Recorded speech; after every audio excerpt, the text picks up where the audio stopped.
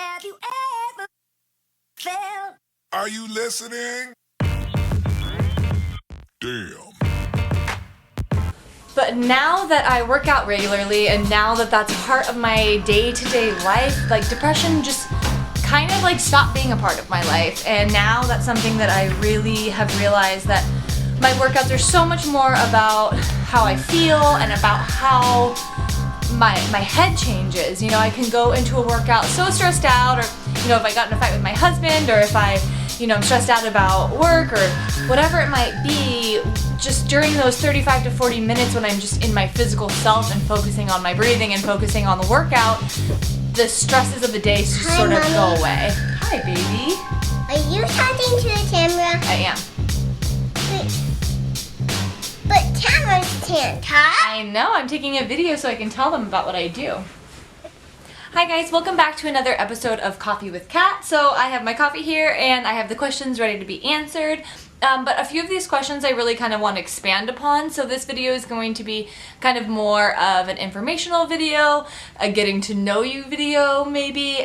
So I can kind of like tell you a little bit more about myself. So I originally started my health and fitness journey, I would say like for real, started my health and fitness journey postpartum. So I gained a ton of weight during the pregnancy with my first and only son, and afterwards I got my clearance from my doctor to start working out. And I remember not feeling physically ready. I had like a gnarly episiotomy, so I was like super sore down there and was just kind of like oblivious as to even really where to start.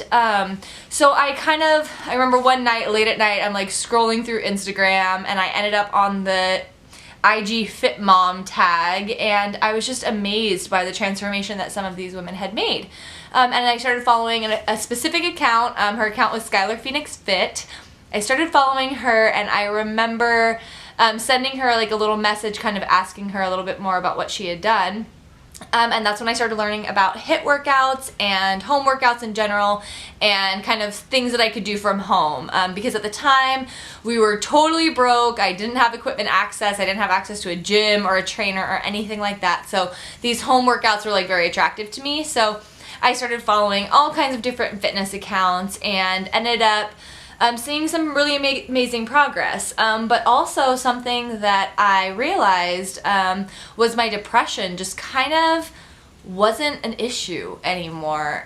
Before I was married and had my son, depression was something that was just kind of part of who I was. And anyone who knows me really well wouldn't ever say that I was like a severely depressed person. I was really good at managing it, but I would get reclusive, and I lived alone at the time, and I would spend days and days on end by myself and wouldn't go out, and would just drink and smoke a lot of weed and kind of just isolate myself, and that was kind of my way of coping, so no one really saw me like that.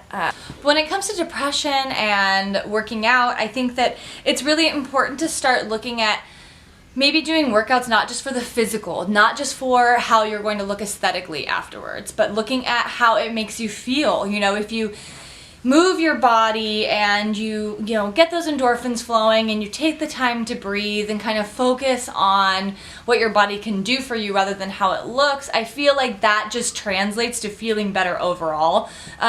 There's days that I don't feel happy and I don't feel motivated and I don't feel positive, but I've never done a workout and felt worse. I always feel better. I always leave thanking my body and going, wow, I'm so glad that I took the time to make a deposit, because I think that we need to start looking at our bodies like bank accounts, so late night out withdrawal, alcohol withdrawal, unhealthy meal withdrawal.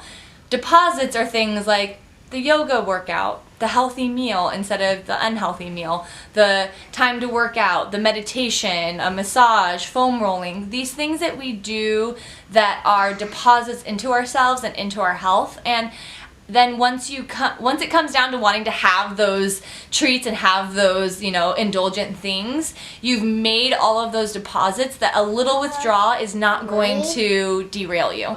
I think that's something that's really important. And I think that if you're suffering from depression or you feel like you need somebody to talk to, reach out to a friend. I think that you'll be surprised how many people that you know are probably experiencing some of the same things. So I think that it's never a bad thing. And if you feel like one of your friends maybe is going through something, a simple "are you okay" can completely change everything. And that's what amazing friends do, you know. So I got a question about how I stay positive, and it's really, sometimes it's fake it till you make it. There's some days that I genuinely don't feel positive, and I feel, you know, maybe down or depressed, but I think that a lot of it is fake it till you make it. And if I'm inundating myself with positive quotes and these positive imagery and you know, using mantras that are like, "You're a badass bitch, you can handle it, you know, you're strong, you're worthy," those things, the more you say them, the more that you read them and consume the positive vibes, like, it starts to manifest on the outside. So the quotes that I post, the positive vibes that I post, are genuinely just as much for me as they are for the people following me. I mean, I definitely don't feel like happy hunky-dory every single day, but I find that if I go into situations being more positive, it turns out better. Like the other day I was at the post office and the line was really long, and you know, at first I just got on my phone and I'm just like kind of standing there, and instead I just started kind of making small talk with the older woman next to me, and I ended up having a really nice conversation with a total stranger. And instead of just sitting there and like being frustrated with how long it was taking, I made the most of the situation. And I think that there's so many situations that if you decide in your head that it sucks and the whole day sucks, it totally will. And if you decide you can't do something, yeah, I know you won't be able to. I think that if you change the way you view the world a little bit and start to like be aware of the perspective that you have, then the day-to-day feels so much better. So a question I received is high protein, low fat snacks. One of my absolute favorite go-to snacks is edamame. I buy it either shelled or in the pod still, and it's a little bit salty, crunchy, it gives me high protein, it's low fat, and I really enjoy that. So edamame is like one of my go-to snacks. Like I just, especially if I have like a long drive, I just have like the shelled edamame in the car with me, and I kind of like eat it like popcorn. I really enjoy that as a snack. I got a question about foam rolling. How often should you foam roll? I think as much as possible. It's really great to do at the end of your workout or even before to kind of warm up, but there's lots of different ways to foam roll. I'll post some video links below of ones that I really liked, of reference videos. Okay, I got a question about legs feeling like they're getting bulky from doing weighted leg workouts. There are some things that you can do to avoid that. So when you're doing your workouts, make sure that you're not getting quad and hamstring dominant. Those muscles tend to take over in a lot of workouts that are meant to be like focusing on the glutes. So that can be something that's really, really important.